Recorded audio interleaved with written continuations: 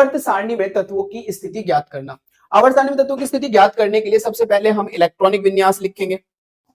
Electronic विन्यास के अंदर जो अधिकतम कोश आएगी, अधिकतम कोश का जो नंबर होगा वो उसकी आवर्त संख्या होगी, फिर उसकी आवर्त संख्या लिखेंगे, फिर हम वर्ग संख्या बताएंगे। और वर्ग संख्या किसके हिसाब से बताई जाएगी बेटा? ब्लॉक के आधार पर। अगर मेरे पास ब्लॉक एस ब्लॉक के तत्व है, ब्लॉक कैसे बताते हैं? जिसका लास्ट इलेक्ट्रॉन जिस उपकोष में प्रवेश करता है वो उसी ब्लॉक का तत्व होता है। तो अगर बेटा लास्ट इलेक्ट्रॉन एस उपकोष में प्रवेश करा तो एस ब्लॉक का तत्व होगा। तो एस ब्लॉक का वर्ग कैसे बताएंगे अगर वो एस ब्लॉक का तत्व? बाह्यतम उपकोष एस में उपस्थित इलेक्ट्रॉन की संख्या, जो बाह्यतम एस उपकोष होगा उसके अंदर उपस्थित इलेक्ट्रॉन की जो संख्या होगी वो उपकोष को वर्ग संख्या को बताएगी। अगर बेटा पी ब्लॉक का तत्व हुआ तो वर्ग संख्या कैसे बताएंगे? 12 प्लस पी उपकोष में उपस्थित इलेक्ट्रॉन। अगर बेटा डी ब्लॉक का तत्व हुआ तो उसकी वर्ग संख्या कैसे बताएंगे? एन एस यानी कि लास्ट वाली एस उपकोष और n-1 डी उपकोष में उपस्थित इलेक्ट्रॉन।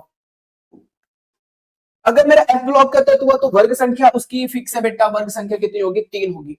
तो आप क्वेश्चन देख सकते हो, परमाणु क्रमांक 27 के तत्व की सारणी में स्थिति ज्ञात करना। तो सबसे पहले मुझे इलेक्ट्रॉनिक विन्यास बनाना है।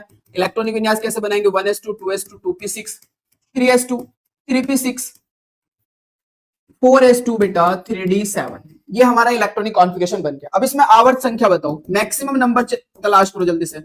आवर्त संख्या तो आप देख सकते हो बेटा यहाँ पर मैक्सिमम नंबर कितना है? 4 है भाई। 1 2 2 3 3 4 3, तो मैक्सिमम नंबर तो 4 ही है ना। तो आवर्त संख्या 4 हो गई। वर्ग संख्या, क्योंकि लास्ट वाला इलेक्ट्रॉन देखो किस उपकोष में प्रवेश कर रहा है भाई, लास्ट वाला इलेक्ट्रॉन तो 27वां डी में गया ना, तो डी ब्लॉक का तत्व होगा। और अगर वो डी ब्लॉक का तत्व है तो एनएस में उपस्थित इलेक्ट्रॉन, एनएस में कितने हैं? 2 प्लस प्लस n-1 डी, ये एनएस है और ये n-1 डी है बेटा। n-1 डी उपकोष में उपस्थित इलेक्ट्रॉन कितने हैं? 7। तो वर्ग संख्या कितनी आ गई बेटा? 9 आ गई। नेक्स्ट क्वेश्चन देखो, क्वेश्चन नंबर 2। अगर आप देखो तो परमाणु क्रमांक 16 के तत्व की सारणी में स्थिति ज्ञात करना। तो x हमारा 16 है, इलेक्ट्रॉनिक कॉन्फ़िगरेशन बना 1s2 2s2 2p6 3s2 3p4। 16 है ना, तो 2 2 4 6 10 2 12 और 4 16। अब आप अगर देखो तो इसकी आवर्त संख्या बताओ। आवर्त संख्या कैसे बताएंगे बेटा? मैक्सिमम नंबर इलेक्ट्रॉनिक विन्यास के अंदर जो उपकोषों की गुना में मैक्सिमम नंबर होता है वो उसका आवर्त होगा। मैक्सिमम नंबर यहाँ पर 3 दिख रहा होगा, तो इसकी आवर्त संख्या कितनी होगी बेटा? 3। वर्ग संख्या बताओ, वर्ग संख्या। वर्ग संख्या, लास्ट वाला इलेक्ट्रॉन कौन से उपकोष में गया भाई?